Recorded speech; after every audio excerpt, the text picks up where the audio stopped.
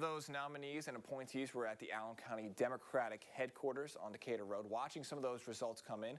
We're going to send it out to Fox 55's Kelsey Mannix, who's live now with the reaction to some of those results. Kelsey.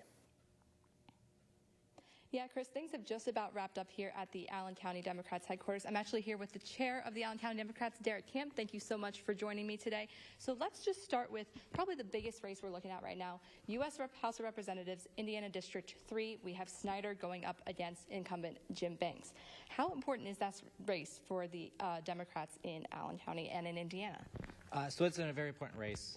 With everything that Jim Banks has done over the last several years, it's important that we hold him accountable, but this is not the only race we've got. We are really looking at building from the bottom up and taking a long-term view and making sure that we are going after our sheriff race, picking up a House seat or two, and making sure that we're going into those township races as well. Yeah, and that kind of just shows the importance of voting from local level up to state, correct? Correct.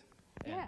Okay. And it also allows us a chance to build a bench of future candidates, make sure that we're engaging as many people as possible on a local level. Absolutely. And do you think that there's a chance that that seat that Banks currently holds will flip, or are there any other seats that the Democrats are looking to flip? Yeah, so that race is going to be tough. It's going to be a lot of work. We are actually extremely happy at our chances in some of the races here locally. We are going to be flipping some township races. We are going to be going after House District 82 quite heavily, and especially on our Allen County Sheriff race.